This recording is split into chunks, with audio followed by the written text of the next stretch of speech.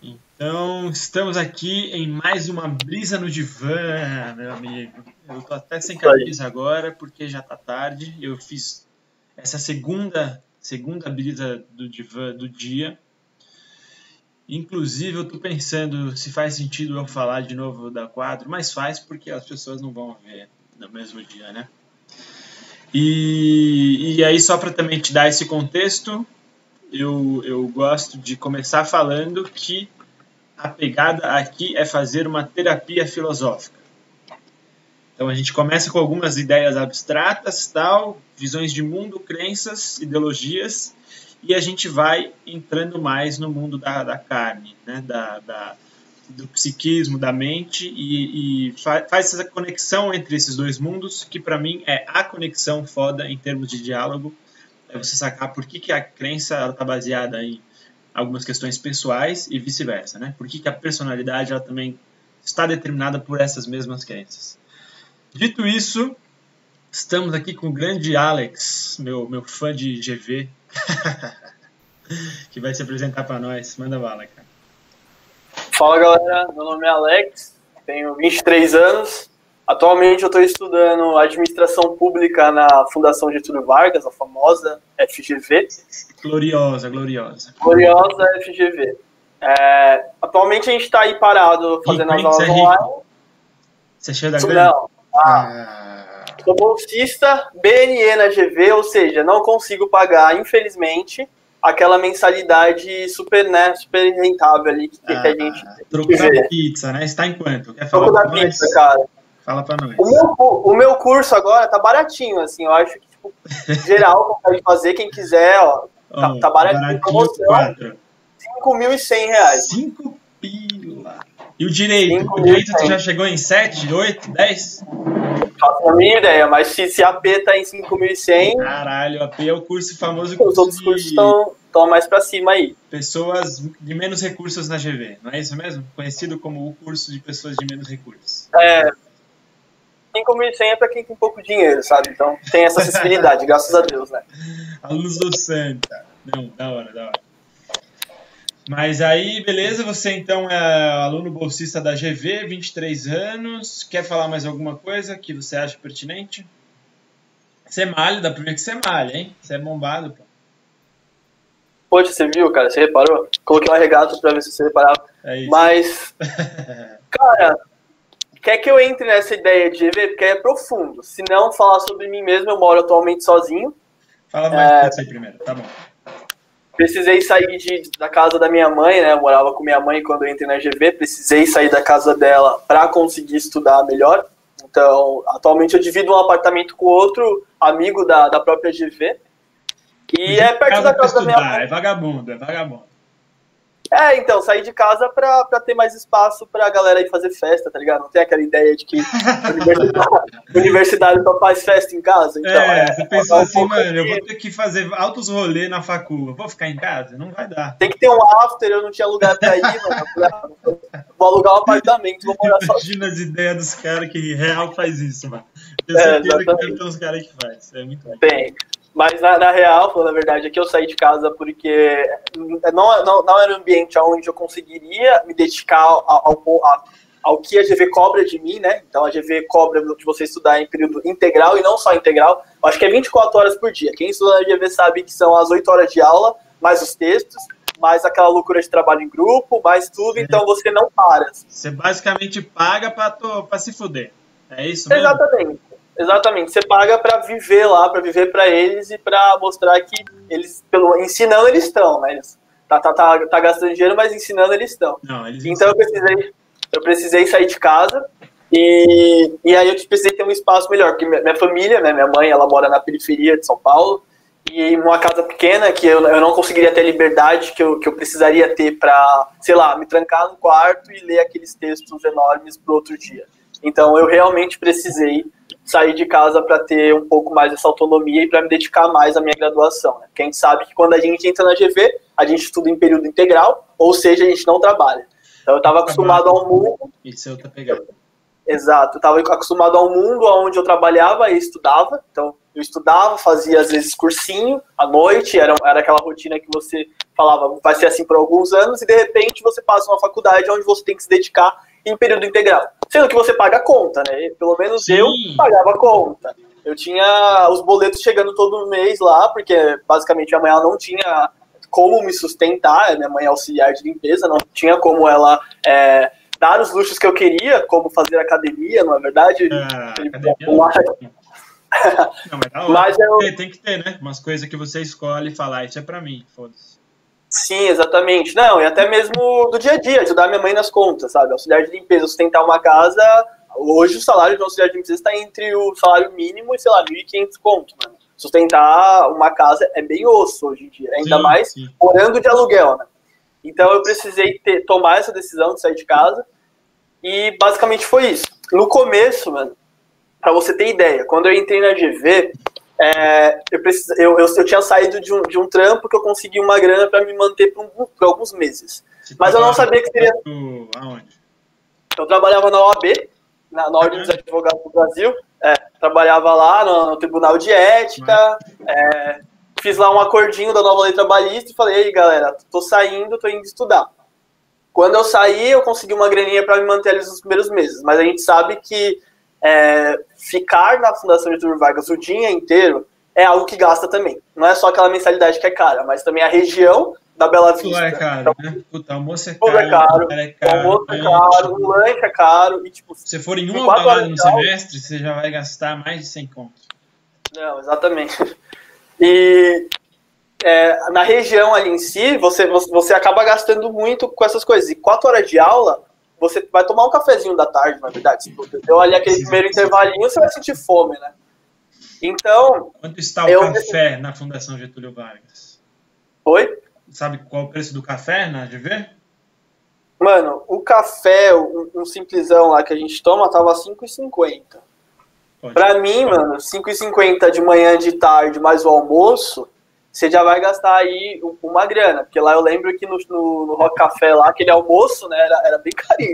Rock Café é foda, velho. Você colocava 2 feijãozinhos ali, já fazia... Café, vamos aproveitar e falar mal mesmo. Rock Café, eles têm um esquema, todo mundo sabe que eles têm um esquema. Você já se formou, estuda ainda.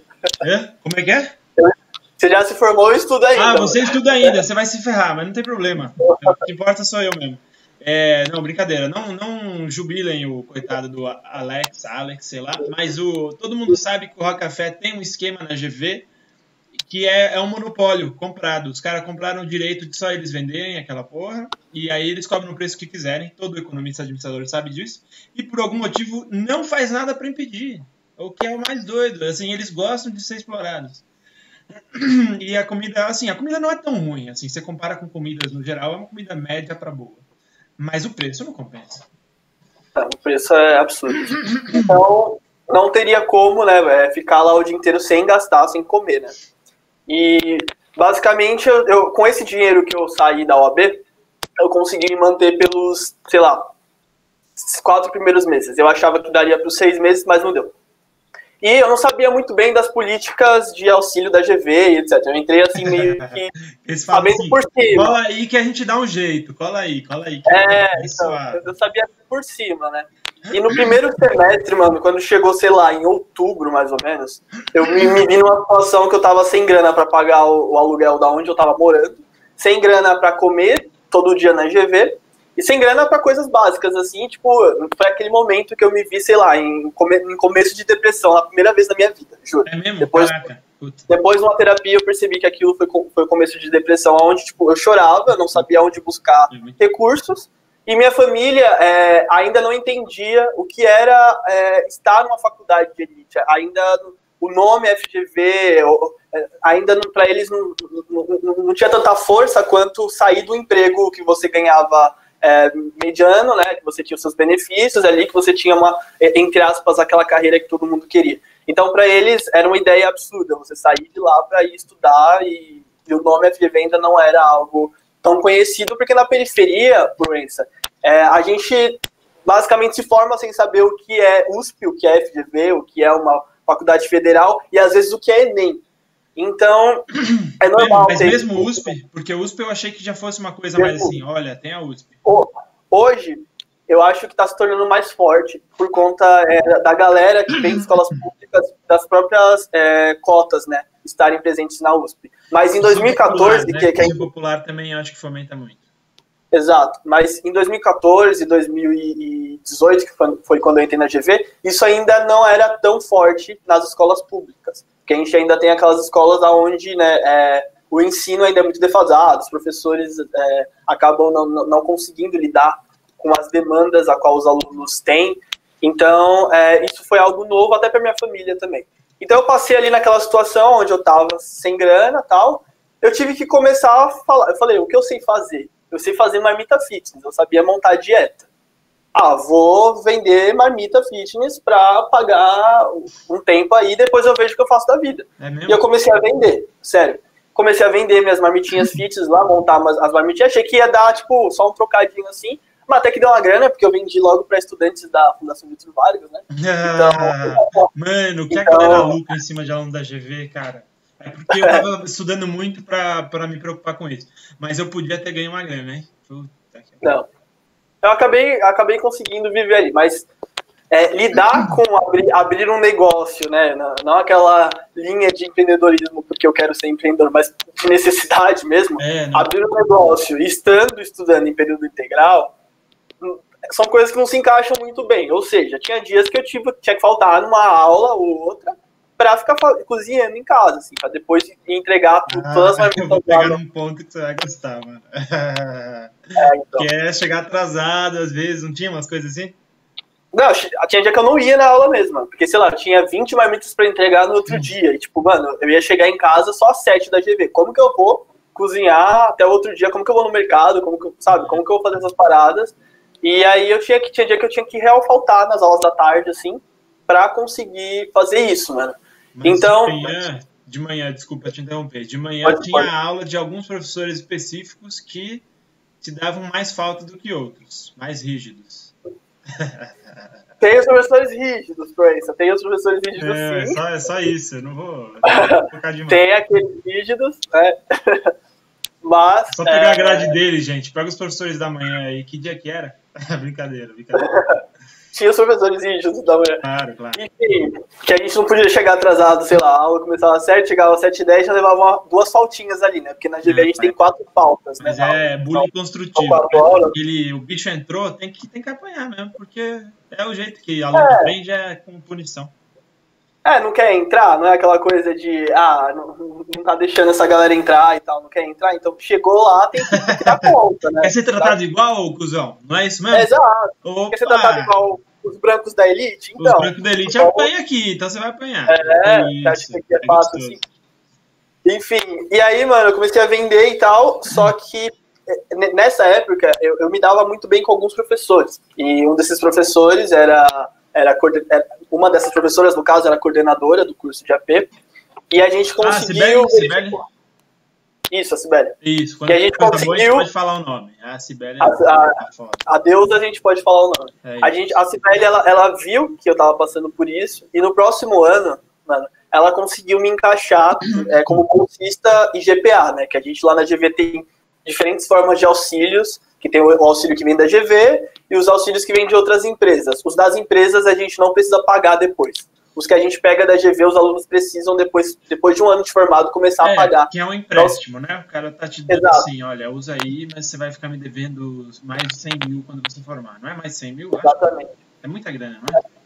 É uma grana alta. É uma grana que a gente fica preocupado todos os dias em pagar, né? Os bolsistas... 4 mil, 10 meses, 40 mil, 4 anos, é isso. É mais 100 mil.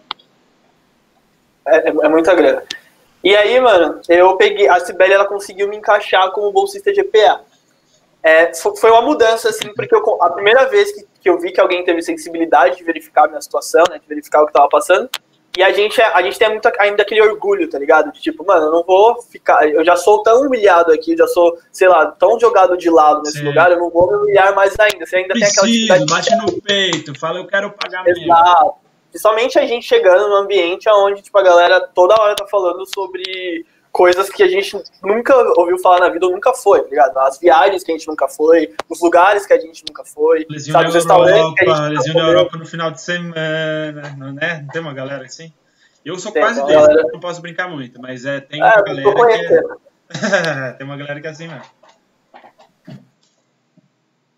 Enfim, e aí, depois disso, eu consegui me estabilizar mais na GV, né? Não necessariamente esses auxílios, eles salvam a vida e você consegue jogar dinheiro pra lá e pra cá, mas você consegue se focar mais e saber que você vai ter o mínimo ali por enquanto, né? E, basicamente, foi essa a primeira parte que aconteceu dentro da GV.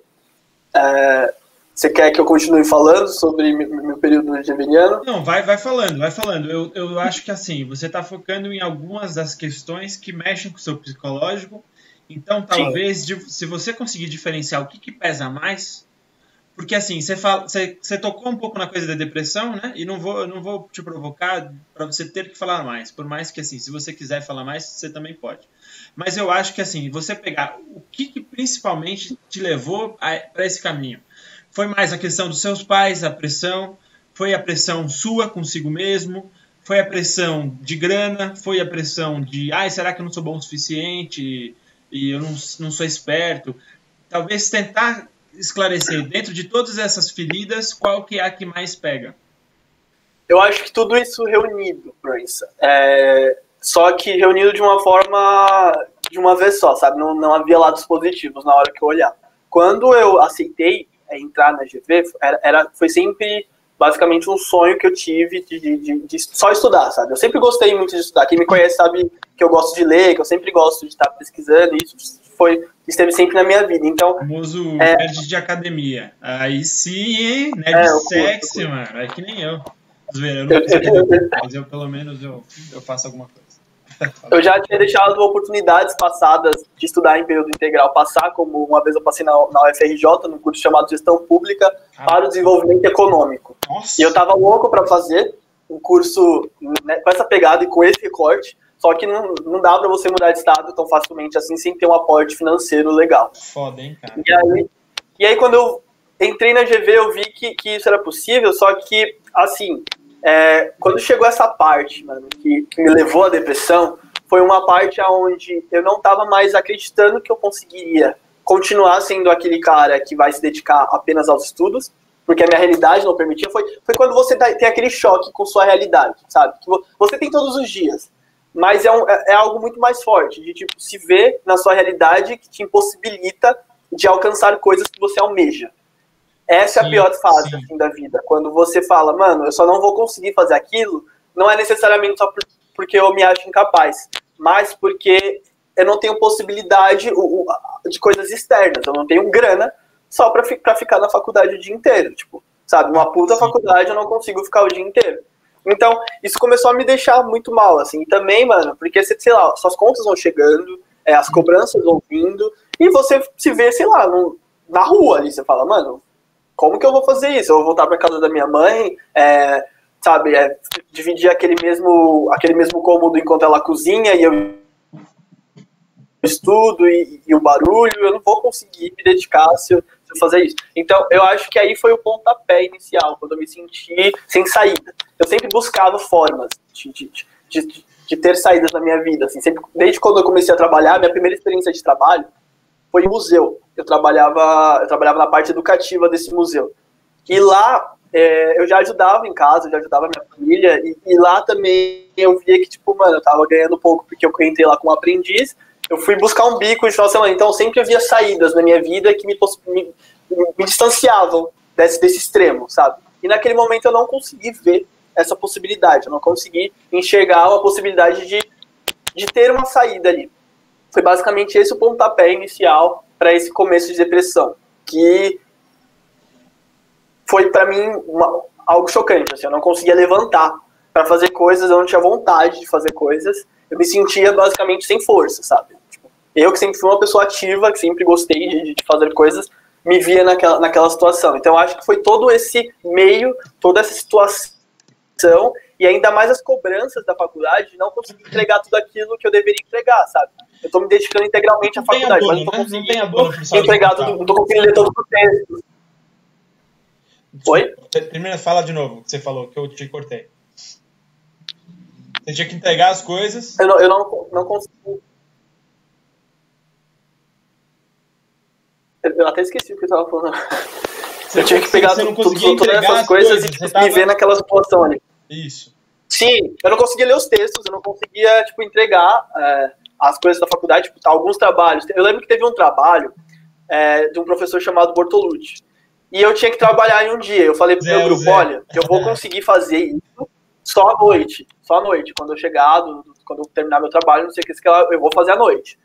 E aí, quando foi, sei lá, 8 horas da noite, mano, o meu grupo me tirou do grupo. Um grupo, a gente ia apresentar um negócio outro dia e valia nota. O meu grupo me tirou do grupo, assim, porque, tipo, eu não tinha feito até aquela hora. Aí eu falei assim, mano, tem que tirar mesmo. Aí me mandaram mensagem ainda, tipo, olha, a gente super compreende sua situação, mas assim, tipo, é um trabalho em grupo, né? Eu lembro, mano, que eu tive que fazer aquele trabalho sozinho, tipo, mas eu fiz com a raiva. Era um trabalho mais artístico, assim, a gente tinha que pegar e criar algo baseado no... Você acabou falando assim, eu vou fazer um desenho da minha piroca. Exato, uma coisa mais assim, tá ligado? Aí eu acabei criando, eu fiz uma música, né? Eu lembro que eu fiz uma música de rap, alguma coisa assim, e cantei lá. Mas aí, essa situação que me deixava preocupado, tá ligado?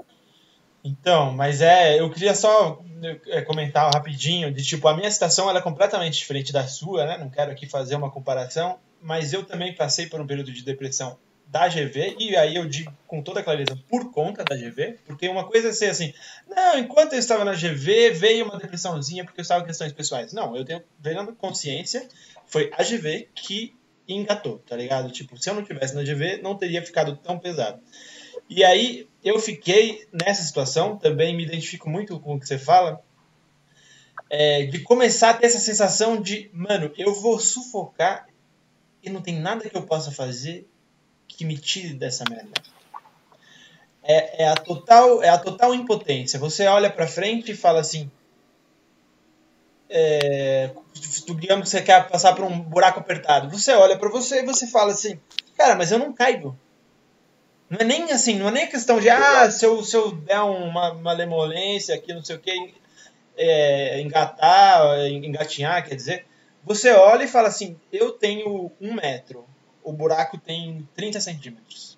Acho que vai dar merda. Todo mundo já sabe que vai dar merda. Você ainda tá não, acho que vai dar merda. E aí é muito difícil, porque a coisa que eu te falei aquela hora que eu te interrompi é que a GV não dá abono de falta por saúde mental. E assim, eu tô falando da GV, mas nenhuma faculdade, tudo bem, é meio que um padrão, até porque saúde mental é uma coisa meio difícil de mensurar e comprovar, é compreensível do ponto de vista do professor, vai que o cara tá dando migué. Mas assim, em uma faculdade em que isso é tão frequente a ponto de os caras terem que te dar um psicólogo quase que obrigatório por semestre, de graça, para você conseguir suportar a faculdade, é no mínimo razoável que os caras parem para pensar assim, bom, o cara falou que tá com depressão. Por que ele estaria mentindo? Sabe, assim, você não vai chegar do nada e falar assim, professor, tô com depressão. Você vai falar outra coisa, entende? Porque a depressão, ela ainda é um tabu. Então é muito mais fácil você dizer assim, cara, eu tava com uma gripe, eu tava com dor de cabeça, eu tava de ressaca. Talvez até de ressaca o professor te dê uma dispensa. Se você falar assim, estou com depressão, o cara não vai te dar. O cara não vai te dar. E é vergonhoso para você ter que admitir isso. Por mais que não tenha nada do que se envergonhar, é vergonhoso porque a sociedade encara como fraqueza. Então, se a pessoa, o cara ou a mina, chegou, teve a coragem de, chegar na cara do professor e falar assim, professor, eu não entreguei a lição de casa, ou eu cheguei 10 minutos atrasado, porque eu sou uma pessoa com depressão, em estado de depressão, acredite, tá ligado? A pessoa não vai estar mentindo, é muito improvável. E se ela tiver, foda-se, depois você dá um jeito. É complicado, velho. Sim. E isso, mano, essa ideia de doença de depressão é muito debatida em alguns espaços. Se eu falar aqui que a elite brasileira, ou a galera que tem dinheiro, debate sobre depressão é mais compreensivo nessas esferas, eu vou estar mentindo também, porque estando num ambiente onde a maioria, né, é essa galera que pertence... Eu vejo que poucos falam, mas foi ali que eu comecei a entender um pouquinho sobre isso, sabe? E não receber esse aporte ou não ter essa compreensão, para mim foi algo que hoje eu entendo que é algo que tem que ser discutido, tem que ser debatido, mas naquele momento eu era aquele cara que falava, eu vou falar o que, professor? Que eu não fui porque eu não levantei da cama, porque eu não tinha forças para levantar da cama? Isso é desculpa, sabe? Você parece que não é um argumento justificável, né? Você fala assim, olha, isso aqui... primeiro que não explica o que eu tô passando, que é muito mais pesado que isso. Segundo que provavelmente o cara vai olhar e vai achar que eu tô de migué. E não é migué, mano, é uma doença, tá ligado? Você tá com a sua mente cagada no nível de eu não consigo sair da cama, nem se, mano, você falar assim, te dou R$1.000. É difícil, cara, é difícil. E... eu ia falar um bagulho, agora eu esqueci. Continua falando aí que daqui a pouco eu... Cara, E aí, eu lembro que a GV oferecia alguns recursos, tinha lá esqueci o nome daquele lugar lá. ProSaúde. Media a saúde dos alunos, saúde. ProSaúde, tinha o ProSaúde. É o Thiago, vamos falar o nome dele porque esse pode. Ô Thiago, o seu trabalho não é ruim, mas cara, tá faltando, né? Tá faltando trabalho. No meu caso, eu tive aula com o Thiago, e aí eu não me sentia confortável. Já formou, então tá ótimo. De ter atendimento com o mesmo professor que me atendeu em sala. Então eu ficava assim, poxa, esse professor aqui, que eu passei por 6, eu vou ter aula com ele. Isso, e que eu não entendi um pouco a prova dele, eu vou ter aula com ele, entendeu? Então teve isso. Aquela coisa, o professor corrige na casa dele, tudo bem que você vai querer acreditar que ele é uma pessoa justa, mas e se ele não for? E não é nem isso, se ele for, mas ele tiver num dia puto, mano, pessoa justa puta, ela vai cagar na sua prova. Os caras fizeram um experimento com o juiz, cara. O juiz, depois do almoço, ele dá outra decisão em termos de culpado e criminoso que o juiz antes do almoço. Você entende? É o cara que, mano, ele é literalmente pago para fazer o mais correto. Ele vai errar por conta de um almoço. Então, professor, vai pegar sua nota. Fora, Proença, que tem outra coisa aqui que é muito importante que a gente colocar aqui, que é a questão de eu ser um homem negro e eu estar procurando um atendimento psicológico. A gente tem um debate muito aprofundado sobre essa questão do tipo, de entender a população negra e ter um olhar mais específico para essa pauta de questões de depressão, essa pauta psicológica. Então, o tratamento não vai ser o mesmo que você tem com aquele público que você atende, aquele público branco. E ainda sabendo de um professor que tem um escritório numa parte conceituada, não fazendo uma crítica que eu nunca fui atendido pelo Thiago, nem nada, mas sabendo que ele é uma parte... pessoa, ele é bom profissional, a questão é que é pouco frente aos problemas da GV, e aí não é um problema do Thiago, é um problema da GV em falar assim, olha, eu vou botar um cara para 300 alunos, todos ruindo pro estado de depressão. Cara, o Thiago podia ser o mestre, o cara podia ser o Freud himself. Não ia dar conta, velho. Não ia dar conta. E em pautas que, às vezes, o Thiago, sei lá, em outros pacientes anteriores, ele nunca se deparou. Como a questão do aluno morar na periferia e ter que enfrentar horas até chegar na TV. Então, sabe, aí eu vou me sentir confortável de abrir minha vida, que tipo, é totalmente diferente. Meu Deus, você tá falando. Vai falar assim, mas, mano, não tá nos meus livros. Eu li 200 livros, nunca vi uma pessoa com você. Você é tipo uma aberração, tá ligado? Não tem pesquisas ainda, não li essas pesquisas ainda. Não tem, porque o pesquisador da USP é tudo branco também, isso que é a merda. Mas o pesquisa... Fala. Então, como eu vou me sentir confortável de abrir minha vida para alguém assim, sabe? Então, quando eu saí da GV e eu tive a possibilidade de buscar um psicólogo e fazer uma terapia, eu busquei exatamente pessoas que tinham uma compreensão da pauta negra. Que tinha, ou pelo menos uma compreensão do público negro, tinha uma compreensão que se diferenciava, existia uma diferença. Não necessariamente busquei profissionais negros, mas alguém que entendia que era necessário ter uma compreensão mais diferenciada, sabe? Era necessário trabalhar coisas diferentes do que você trabalha, sei lá, com um aluno branco da GV que tem outros problemas. Eu não estou dizendo que somente a população negra da GV tem problemas e tem questões psicológicas a lidar. Mas eu estou falando que a população negra tem tem coisas específicas que o resto dos alunos da GV possivelmente não tem. Você acha que essa questão da depressão, ela é mais fácil, assim, eu sei que é uma pergunta meio irrespondível, mas ela é mais fácil ou mais difícil por ser pobre? E aí eu explico a minha pergunta. Eu tenho muitos amigos de menos renda que falam assim, depressão é coisa de rico. É um privilégio você ter tempo e recursos para gastar na sua saúde mental. Quem é pobre está tendo que, comer. Como você vê essa temática? Muito boa. Mano, quando você fala, sei lá, pelo menos nos casos da GV, ainda que seja um tema não muito debatido, quando você fala para um pai, de um aluno da GV que tem muito mais ensino, muito mais acesso do que os pais, a galera da periferia, né? Acesso que eu falo, assim, em questões de buscar informação, de acesso ao ensino superior, etc. E eu acho que muitos da GV, os pais são médicos, etc. Quando você fala sobre depressão, o olhar é um outro olhar, é um olhar de entender, de buscar entender um pouco dessas demandas que o filho está passando, sabe? Agora, na periferia, quando você vai falar que pra sua mãe que você não tá levantando por depressão, ela fala que você tá com preguiça, velho. Ela fala, você não quer trabalhar, você não quer estudar, você tá com preguiça, você tá parado aí. Foda. Entendeu? Então, isso, pelo menos... Eu não gosto de generalizar a periferia, porque às vezes a gente trata a periferia como se fosse um lugar onde não tem acesso, onde a galera é, tipo, sei lá, totalmente idiota, não entende nada, se você colocar algo na frente não vai entender. Isso é muito errado. Não dá pra falar isso também, mas eu entendo quando você fala, em média as pessoas pegam mais pesado com isso, talvez não entender, não sei. Porque sabe que a vida é dura, sabe que, tipo, se você ficar ali, nada vai acontecer. Se você ficar ali, você vai continuar sendo excluído. Se você ficar ali, você não vai conseguir fazer alguma coisa da sua vida, sabe? Aquela questão de tipo, olha, pra gente é mais difícil.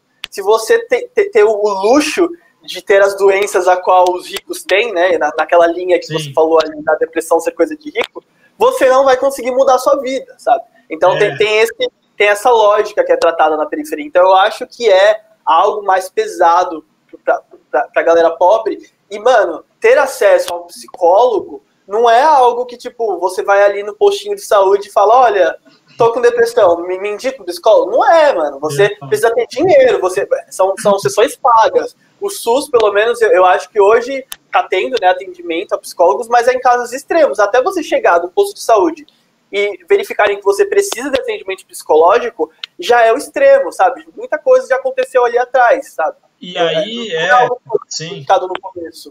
Na verdade, assim, você tem o primeiro passo ali, o psicológico, e depois o psiquiátrico, do cara ser o brother que pode te dar medicamentos.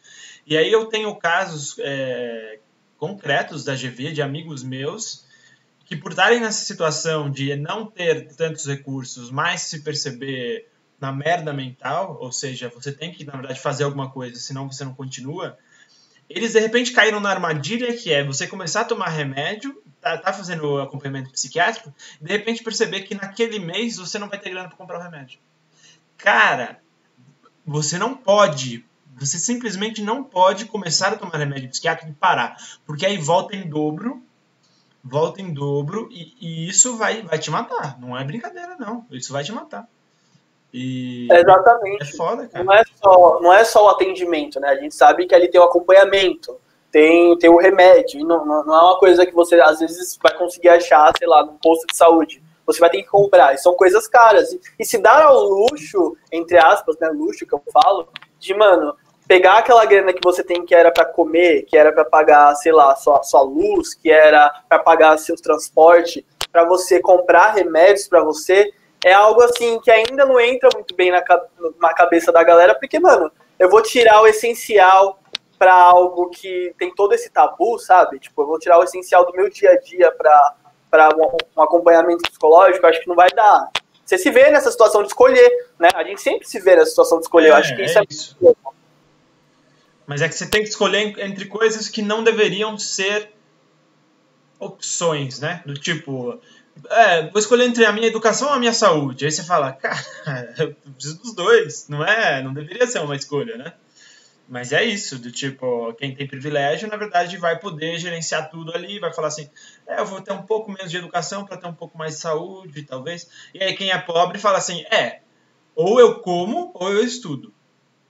No limite, talvez seja isso, né? Eu tô pegando o grosso da coisa, mas no limite o cara fala assim, ou eu tomo esse café aqui, ou eu volto antes para casa porque amanhã tem prova. E aí vou ter que pegar o Uber, sei lá. Foda, mano, né? Mano, eu acho legal trazer algo aqui, pontuar algo essencial aqui, pontuar, que a gente tá falando de uma faculdade... a gente tem mais uns 10, 15 minutos, tá? Mas manda lá. Beleza. A gente tá falando de uma faculdade que é, tipo, a maior faculdade considerada, né? A maior faculdade de administração da América Latina. Uma faculdade, tipo, basicamente super rica. A Harvard brasileira. A Harvard brasileira, exatamente. Os caras falam real. Eles falam sem ironia, mano. Não, vamos dar de ver se acha. Mas aí a gente tá falando dessa faculdade que tem esse nome, que tem todo esse aporte. A gente tá falando de estudantes que estão lá dentro, que são esses bolsistas. Mano, a gente vê bolsista, eu já acompanhei casos de bolsistas que não tinha grana pra almoçar, sabe? Tipo, a gente tem hoje um grupo de bolsistas que a gente chama de comunidade, porque é exatamente isso, a gente tem que se unir, porque a gente tem ali questões que a gente não consegue buscar saídas e a gente tem que se ajudar, sabe? Tipo, tem gente que não consegue almoçar num dia da GV porque não tem grana pra pagar algum almoço. Então o cara vai ficar, tipo, a aula das 7 às 10h50 e depois a aula da tarde que só começa a 1h da tarde até às 4h50, sem comer. Como isso pode acontecer? Entendeu? A gente tá falando da GV. Imagina, mano, no resto no Brasil, sabe? A gente tá falando de um lugar ali que seria considerado uma bolha. Mas se isso já acontece ali, a gente tem que... Isso é só um reflexo da sociedade, sabe? Isso é só um reflexo do que está acontecendo. Então não é somente colocar o estudante ali dentro. Não é somente falar, olha, que legal, eu, um estudante negro, passei na FGV, estou lá dentro e colocar lá no meu LinkedIn, colocar no meu Facebook e fazer festa.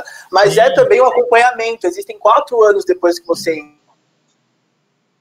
Ih, travou. Sabe? Existem 4 anos que você precisa pensar em como sua vida vai estar nesses 4 anos.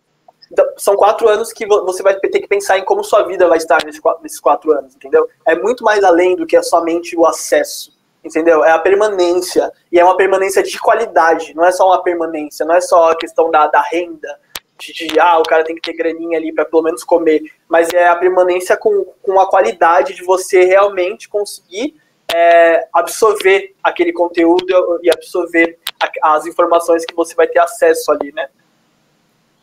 Não, com certeza. Eu queria aproveitar esse momento para falar mal da economia, porque todo mundo sabe que eu tenho as minhas questões com a economia, mas esse é um ponto bem sério, assim. Eu também acho que os outros pontos que eu trago são sérios, mas esse ponto, acima de tudo, que é o ponto de não existem bolsas socioeconômicas hoje na economia da FGV. Para todo mundo que acha que existe, não existem bolsas de necessidade socioeconômica hoje em dia na FGV. Alunos negros, tem talvez, na faculdade inteira. Aí entra naquela nuance de, quão negro é um negro que, enfim, sempre teve privilégios, ou talvez até tenha um negro que não teve, mas, enfim, é um negro entre mais de 100 alunos. Nenhum é bolsista. O máximo que a economia da GV faz é dar um empréstimo. Dar esse empréstimo que o Alex falou aí, que você pega, assim, tudo bem, você não paga ali depois, mas aí você forma e está com uma dívida de 200 mil nas costas. O que você vai fazer? Você basicamente é um escravo da GV. Cara, é muito pesado. É muito pesado e, assim, a Escola de Economia de São Paulo, para quem não sabe, eu vou falar bem curto, porque o foco realmente é você, mas eu vou falar bem curto isso, porque eu acho que é relevante. Só formam 20 dos 60 alunos que entram. E aí você pega o cara que é pobre, preto, veio da quebrada, ele vai olhar para isso e vai falar assim, olha, 20 dos 60 formam. A galera que se fode é uma galera que estudou nas melhores escolas privadas de São Paulo e se jubilar, ainda o pai salva. Tem uma rede ali de salvamento. Quem sou eu? Pobre, não coitado, né? Muito pelo contrário, é um pobre guerreiro que, mano, já passou por coisa pra caralho.